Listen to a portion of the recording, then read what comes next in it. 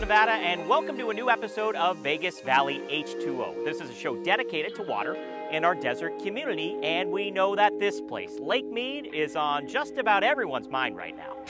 Coming up, we'll cover the major topics the lake is facing, including a dead pool scenario, what is dead pool, and how does it affect us? Plus, we'll dive into why Lake Mead's elevation is dropping and discuss the silver lining, the infrastructure SNWA has built for this scenario.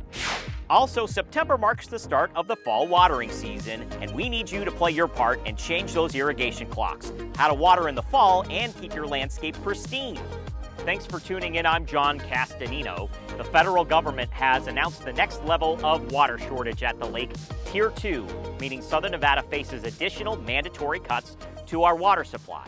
Now stick with us as we explain how we prepared for this scenario, but there's another painful situation that many are considering. What if Lake Mead reaches dead pool? Here to break it down for us is the executive team of the Southern Nevada Water Authority. So Dave, do we expect Lake Mead's water level to hit an elevation of 895 feet, or what we call dead pool? And if so, what does that mean for the Colorado River Compact and Southern Nevada, as well as Arizona and California? Sure. There are very plausible scenarios where Lake Mead's elevation could go all the way down to dead pool, to 895 as you mentioned, and what that basically means is that is the point at which the lake level would no longer allow water to be able to flow through Hoover Dam and down to Arizona, California, and our obligations for the country of Mexico. And so we have spent quite a bit of time and energy as an organization over the last decade plus in preparing for that with infrastructure. So we are in by far and away the best shape on the whole Colorado River associated with access to our resource, and candidly puts us in a much better position than the other lower basin states. I'm really not even sure what to say from a legal perspective. Once we get to the point of dead pool, right, where water can't go through the dam, we've got, what is it, 96.4% of the allocation in the lower basin not getting to where it needs to go. So the notion that we'll end up at dead pool is hard to imagine. Fortunately, these folks did imagine it 15 years ago. But as we approach those kinds of levels, we would fully expect the Secretary of the Interior and maybe even the Secretary of State under the treaty to take actions unilaterally with respect to those types of levels that would cause at least some amount of water to get through. So those are scenarios that are frankly difficult from a legal perspective to imagine, because of everybody on the river has their special law, right? This is my particular piece of the law of the river, and I think that's the most important piece.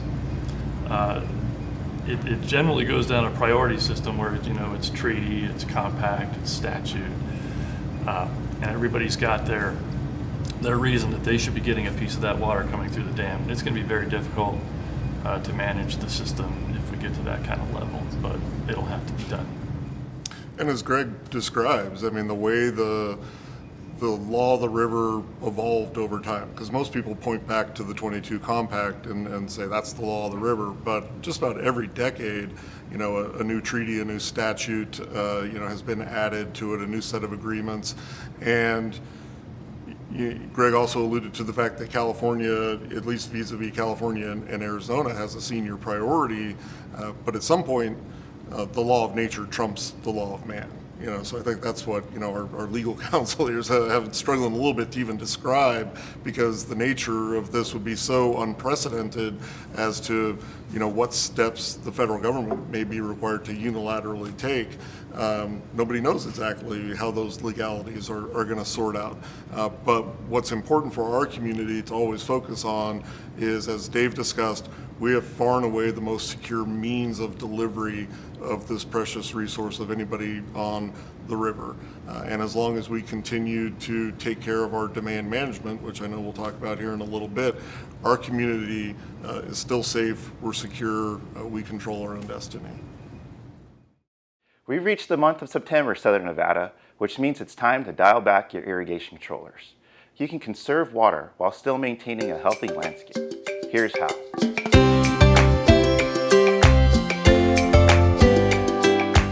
Beginning September 1st through October 31st, mandatory fall watering restrictions are in place. You can water up to 3 days a week and never on Sundays. We know homeowners have concerns with dialing back the irrigation controllers, while our daytime highs still hover near triple digits. The days may be hot, but the nights are much cooler. That's the reason we can keep your landscape healthy with less water, so dial those clocks back. Let's start with some fall tips for your drip irrigated plants and shrubs. When fall arrives, we recommend that you water your drip irrigation system for 2 days a week. Now, while the days might still be very warm, the nights and mornings are much cooler, which means that your soil can retain much more moisture than in the hot summer months. Now, you may be wondering, how long should I water my drip irrigation system? Well, if you have low flow emitters, we recommend that you run it for anywhere between 30 and 90 minutes. If you have high flow emitters, we recommend that you water anywhere from 20 to 40 minutes. For more information and tips on drip irrigation, visit us at snwa.com. Now we move to grass. Grass is water intensive, so we want to nudge you that if you have grass that doesn't get used, like in your front yard, consider replacing it. Also, go to our website to learn how we'll pay you to remove your thirsty grass. The fall watering tips for watering your grass are to water it 3 days a week. Now, we recommend using the cycle and soak method. The cycle and soak method is the most efficient way to water your grass, as it allows the soil to retain all the moisture that you just put on it. Now, the cycle and soak method is 3 short cycles of about 4 minutes with an hour apart on each cycle. Smart irrigation controllers are a perfect way to simplify the entire process. The SNWA will give you a rebate to purchase one, 50% of the purchase price up to $100. If every homeowner follows the seasonal watering restrictions, the community would save billions of gallons over the course of the year, and every gallon matters during the current federal water shortage mandate. When we use water outdoors, that's a direct drain on our community water supply. However, when we use water indoors, we can treat it and recycle it and use it over and over again. So thank you for conserving water outdoors and staying water smart. 60% of our water is used outdoors, mostly for watering landscapes, but also in evaporative coolers and septic tanks. That's most of our water supply, and it only gets used once. But nearly 100% of water used indoors in appliances, sinks, and showers is captured and reclaimed through the wastewater system, where it is safely treated to clean water standards.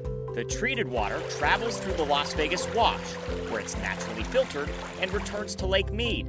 This helps stretch our water supply because every gallon returned to Lake Mead allows the SNWA to draw another gallon. That's important because our portion of Colorado River water has been reduced due to ongoing drought. Conserving water outdoors is crucial. We live in a desert. It's time to act like it. Southern Nevada, we hear you in emails and calls and social media posts. Oh, so many social media posts. Stop the building. Stop the golf courses. Stop the resorts. We don't have the water. Well, let's break down the current water situation and how it affects us here in Southern Nevada. We'll discuss all those specific water users that you point out to us on social media, but most importantly, you'll understand why our water supply here in Southern Nevada is secure even while levels at Lake Mead decline. Let's go. Let's begin with Lake Mead. Yes, it's located here in Southern Nevada, but the water isn't all ours. It's shared between Nevada, California, Arizona, and Mexico. 100 years of compacts, agreements, and contracts make the law of the river, so no, California is not taking our water. These areas use the water each is entitled to by law. Nevada gets the smallest share at less than 2%, so we're doing more with less, and conservation is critical because the water situation in the West is painful for everyone, and it's most visible at Lake Mead, which is less than 30% full. Here's why. States are legally entitled to their share of water, even when the Colorado River is producing less. The mega drought has reduced flows from the river by trillions of gallons, meaning the West has essentially been overdrawing the river for the last 20 years. Lake Mead has fallen significantly because of it and has resulted in a water shortage. States are working together on a solution, but these negotiations are not easy. With the situation we're facing, let's discuss the users that many in the community perceive as the problem. The Southern Nevada Water Authority has no jurisdiction when it comes to construction, but we do know the facts. All our indoor water is recycled. Any water that goes down a drain in a home or business, whether they're old or new, is treated and used again and doesn't count against our annual water allotment. Guess what does use 60% of our allotment though? Casinos? No. Golf courses? No. It's outdoor watering. Take a look at this. Single-family and multifamily residents use a majority of our water supply for outdoor uses, specifically grass. We've taken action on this. New homes are banned from installing grass anywhere. Golf courses are held to strict water budgets and account for around 5% of our water usage. Also a new action, there's a moratorium on the construction of new golf courses, and water budgets are getting even tighter. And those casinos, they do an excellent job of conserving, accounting for less than 5% of Southern Nevada's total water usage. A majority of resort water use is indoors, and many of the water features, like the Bellagio fountains, use water from a private well, not Lake Mead. Resort's biggest water consumption actually comes from evaporative cooling, a use the Southern Nevada Water Authority is evaluating and working with the business community to change. With this mega drought, you might be concerned about a safe and secure water supply, but Southern Nevada is the most water secure area that relies on water from the Colorado River. This facility, it's one of the big reasons why. We'll tell you about it in the next video. Hey, Southern Nevada. Yes, we see what you see. Less water at Lake Mead, and you're concerned about our future water supply. Let's explain what the Southern Nevada Water Authority has done to secure water delivery over the long term while Lake Mead is at historically low levels. The mega drought gripping the West means the Colorado River, our main water source, is producing less drinking water. Our share of the river is only 1.8%, the least of the 7 states and the country of Mexico that all share this resource. The drop that you see in the lake is primarily due to less water being released from Lake Powell, coupled with summer water demands of downstream uses like agriculture. More than 20 years ago, SNWA recognized the possibility for this exact situation and acted quickly to make sure our water system meets the demands of our community. Southern Nevada will not lose access to water here at Lake Mead, even in extreme circumstances, thanks to new, unique infrastructure built specifically for our situation. The third intake is a straw that draws water from Lake Mead at its deepest point 3 miles into the middle of the lake, where water is its coldest and cleanest. The low lake level pumping station is the most powerful facility of its kind to move that water from the third intake to water treatment facilities and ultimately delivered to homes and businesses. If Lake Mead drops to a level we call dead pool, water can no longer flow through Hoover Dam. This would mean residents in Arizona, California, and Mexico would all lose access to the Colorado River. The third intake and low lake level pumping station are Nevada's $1.3 billion insurance policy. This infrastructure allows us to draw, treat, and deliver water from Lake Mead, even in extremely bad conditions. In a dead pool scenario, Nevada would be the only place with access to water at Lake Mead. And in this scenario, the federal government would still likely limit use, and we would still likely face reductions. We are secure, but to remain sustainable, conservation is critical. Southern Nevada has done a terrific job of conserving in the face of the mega drought. We have an 8-year supply of water in reserve, in part because of your efforts, but the job is not done. Learn more about our amazing conservation efforts and what you can do to help in our next video. As we in Southern Nevada navigate the worst drought in the West in 12 centuries, the Southern Nevada Water Authority is asking everyone to conserve. Yeah, and the community has stepped up in a big way. Here's what you've done so far to keep our water supply sustainable.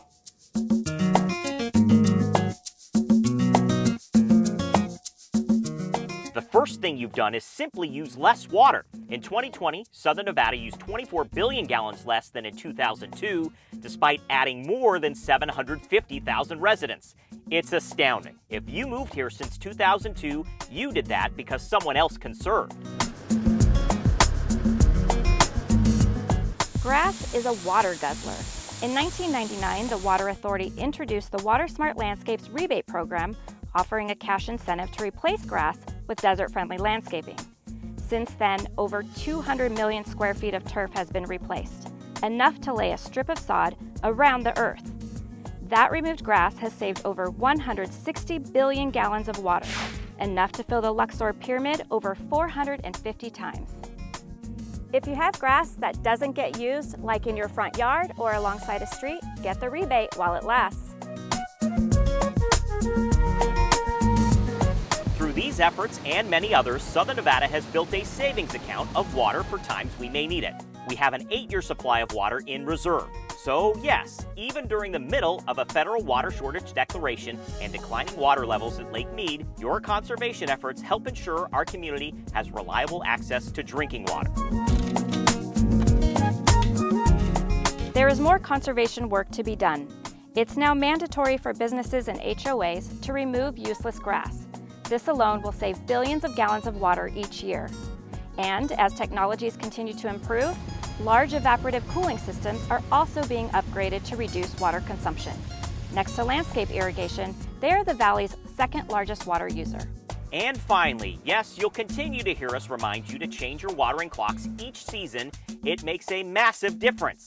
If everyone in the Valley did this simple action, it would save billions and billions of gallons each year. Thanks for the work you've done. And the work we still need to do.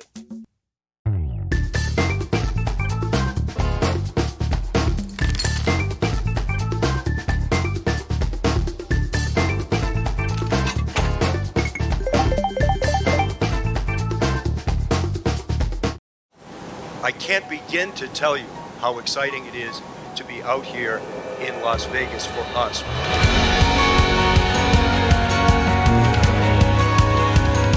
The prestige of the NFL attracts fans from across the country and the expectation of a terrific show. More than 300,000 fans visited the Strip to attend the 2022 NFL Draft, and all were caught up in the spectacle. Let's go, Las Vegas! But only a few miles west, at the birthplace of Las Vegas, another show starring the NFL was taking place during draft weekend. We like to do projects when we go into a new community, projects that make sense for that community. This show stars the soothing sounds of combating climate change, as the NFL, along with partner Verizon, joined volunteers from Caesars Entertainment and Clark County students to plant hundreds of drought-tolerant trees and plants at the Springs Preserve Botanical Garden. They're going to learn more about which plants work and don't work as the climate begins to change and continues to change. 5-10 years ago, we didn't have these opportunities at all because we didn't have a team, we didn't have a stadium. It is a huge opportunity to really grow that partnership and continue that relationship into the future. These partnerships create the beauty that we have here. We in government can provide some of the funding, but it's always great to have those corporate sponsors who do so much in our community here. With the addition of these plants, visitors to the Springs Preserve will now get to see even more examples of landscapes that are beautiful yet use very little water. It's inspiration that can be applied to their own yards, providing greenery and much-needed shade. The plantings here are part of a larger initiative by NFL Green to offset the environmental impact of major NFL events like the draft. So what we're doing is we're helping plant plants that will be able to thrive and grow in the desert, and by being here today, what we're doing is we're giving back to the community. Mark Marchluski is a member of the Southern Nevada Water Authority's Youth Conservation Council. During this event, these student volunteers are learning and practicing ways to combat climate change, working to create a more sustainable Las Vegas. It's incredibly important that we make sure that we are using less water, and especially less outdoor water. The NFL will bring another community project to Southern Nevada when the Super Bowl comes to Las Vegas in 2024. About an hour outside of Las Vegas is the Warm Springs Natural Area, a place that you can visit throughout the year. But most importantly, it's home to a rare fish that can only be found here, and we're going to tell you more about it.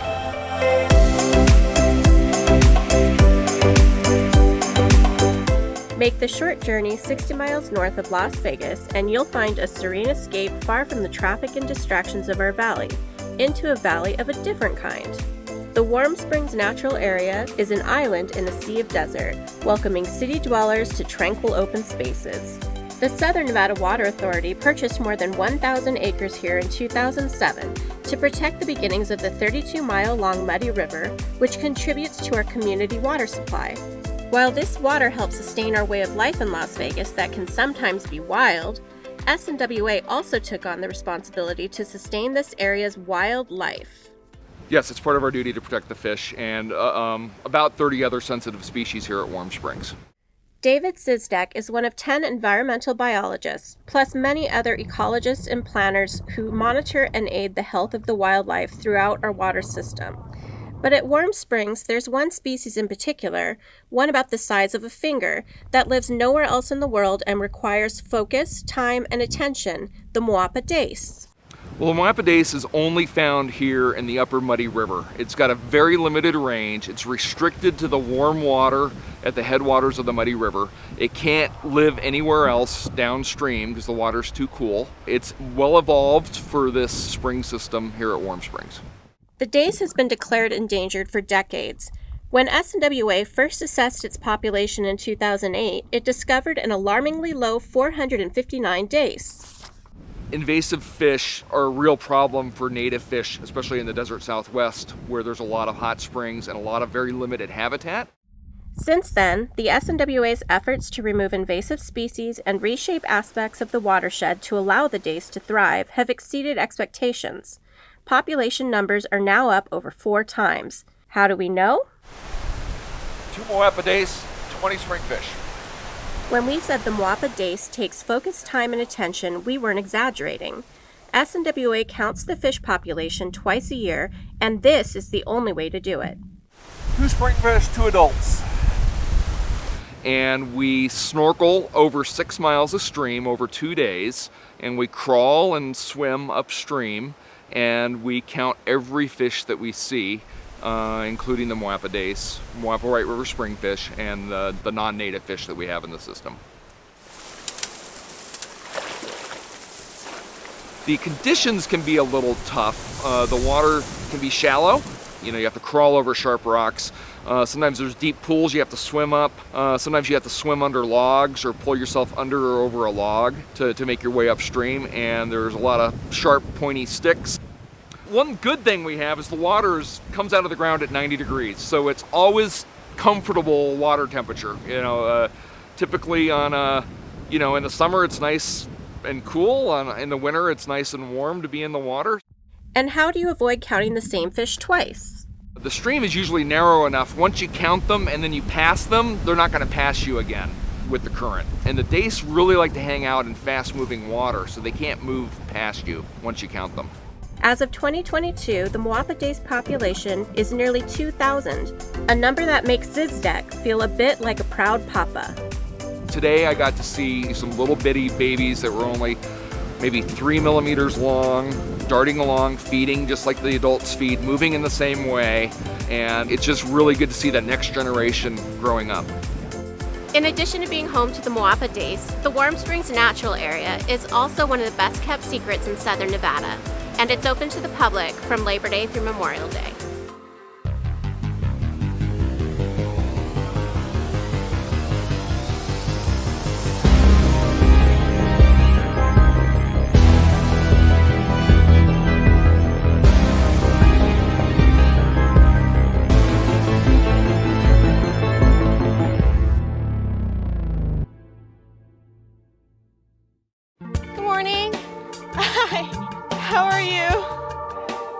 working outside again. So the way I met Mr. Cox was very unexpected and definitely a unique way to meet somebody. I took a header right down there. You can see how steep it is. But I came over here to check something. I can't remember what. I think I wanted to see if I had a sprinkler that was still working, which I didn't find. But anyway, I went right down into that mess there. I didn't have my phone, and my daughters are working, and I was cooking. It was probably about 110 on the ground. And I kept yelling, "Help, help, I'm dying." So I first approached his property for his Water Smart landscaping conversion to check it out and make sure it met all the qualifications. However, when I rang his doorbell, there was no answer. So I went ahead and went to the backyard, and from there I saw 2 legs protruding out of the shrub. So it kind of took a turn. I looked up and saw the angel of mercy. She was pulling on my foot to get me out, and she dragged me through this ivy, which was, I had to do it. I made sure he was okay in speaking. He was able to speak. So I told him that I was there and that I was going to grab some help from the neighbor's house.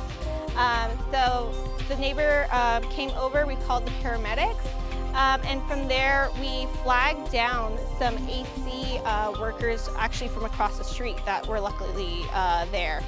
They were very kind and helpful, and they ran over to us to help him out. And the paramedics came shortly after. Adrian, I think, had gone by that time, and I didn't get a chance to talk to her or get a chance to thank her. And I called up the office over there and told her that she was my angel of mercy, and she needs some recognition. It's 2 things, her heroism and my stupidity. When you add those 2, that's when you get a problem. Well, a couple of 3 times in Vietnam, people trying to shoot you and kill you, you're a little bit worried, but I wouldn't say that I was scared. I just had come to a conclusion both times that I was going to die. I really do thank you. Thank you so much. I'm very glad I was there. I am too. I'm very glad that I was able to be there for him, and hopefully we'll have a friendly relationship from now on, and he'll have a good perspective of what SNWA does. And hey, you did a great job on your conversion, so that's another plus. That's the most fun part of that. Yeah. So, for you to remember us and the Water Authority, we got you a little shirt. It says, "I lost my grass in Vegas" for you. that won't go anywhere except on my wall. Yeah, so that's for you, just a little gift. You guys are great. Well, I think that's a great way to end our show. We want to thank Mr. Cox for his service and for also replacing his thirsty grass with Water Smart landscaping. If you missed any of our show and want to learn more about the current situation or why our water supply is secure, head to snwa.com, or you can check out our YouTube channel, SNWA Video. Thanks for watching, and thanks for staying Water Smart.